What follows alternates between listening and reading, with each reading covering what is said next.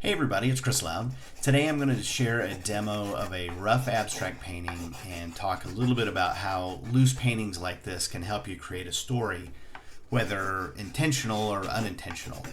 I'm working on an 8 by 8 inch or 20 by 20 centimeter cradled wood panel, and as you can hear, it has a wonderful sound to it even with charcoal. I'll turn the sound off a little bit in just a minute here. Because you pick up some voices that we're talking in the background. I'm using cobalt blue, crimson, one of my favorite new colors that I just picked up on a whim, bright aqua green, Mars black, and titanium white. I'll leave a list of those in the description if you want to check those out. If you haven't played with the bright aqua green, I highly recommend it. It's a lot of fun. But what I'm really doing here is much like any story, I'm creating a background and trying to create some interest and some history there with this background. So I'm putting down several colors, including some charcoal and making some scratches, and really just kind of playing and looking to see where this is going to lead me. At this point, I can't say I had any kind of story in mind when I was doing this. It was just me painting and somewhat intuitive, and just trying to develop a bit of a background. So I was listening to a 70s punk playlist when I was doing this. So we'll see in a minute if you feel like that had some kind of influence on me. There is a part coming up here where I kind of looked at it and thought, this seems like it's kind of representing the music that I'm listening to. I continue to come back and use charcoal, and I also use some wax pastels, and here is where I do that. And it gives it kind of a bit of a graffiti look to it. So again, seemed after the fact when I looked at it, seemed like maybe the music was being represented in what I was painting, but it was a fun painting to play with. Now, I didn't have any kind of story in mind at all when I was doing this. Matter of fact, it was after I was done that I really kind of looked at it and thought, "Ooh, there's something here."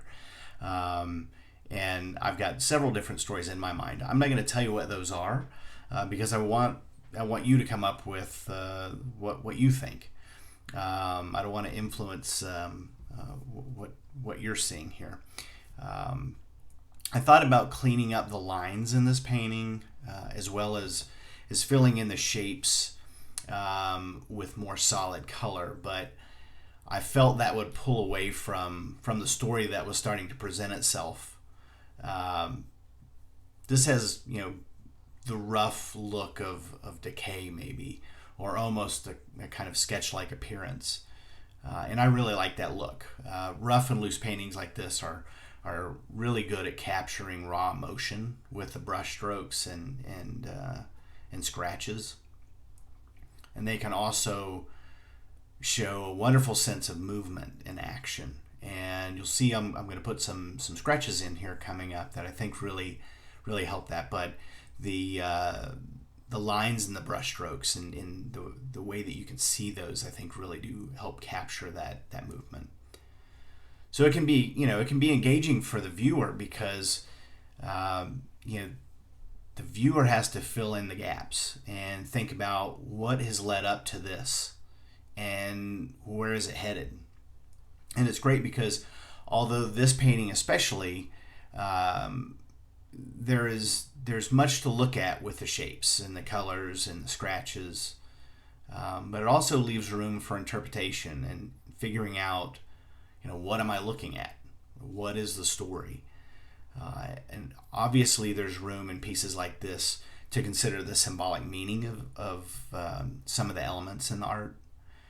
For instance, you might look at this and think, okay, this is about how technology and and being in front of multiple screens all the time is decaying or detrimental to our society.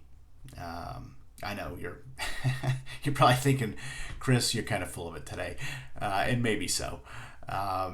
With all that said, you can easily create stories with paintings that aren't quite so raw. Ones with clean lines, smoothly blended paint, solid colors, etc.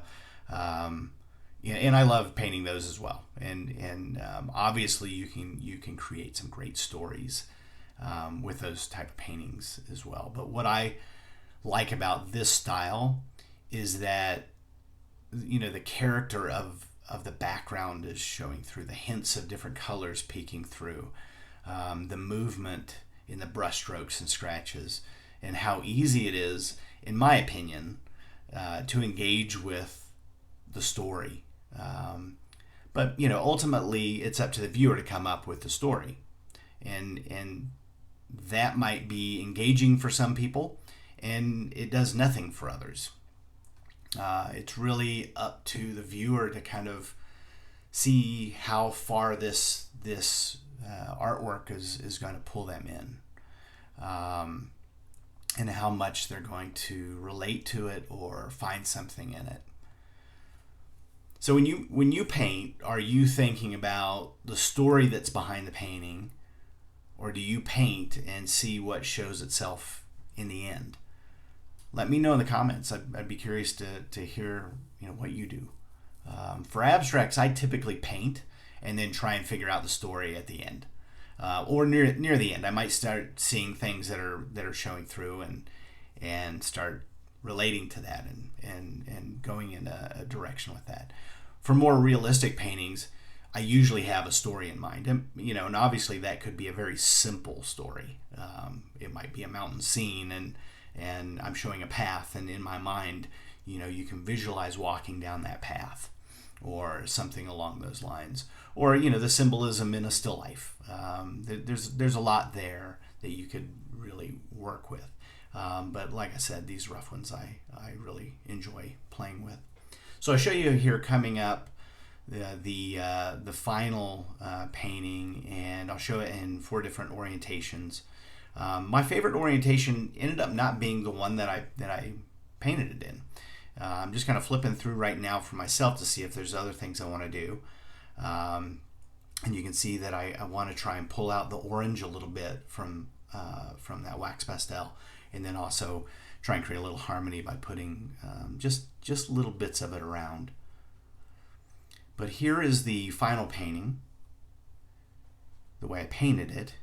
Here is another orientation, and this final one I think is my favorite orientation. So if you like this, feel free to give it a thumbs up. If you want to see more videos like this, feel free to subscribe. Otherwise, thanks for watching, and keep on painting.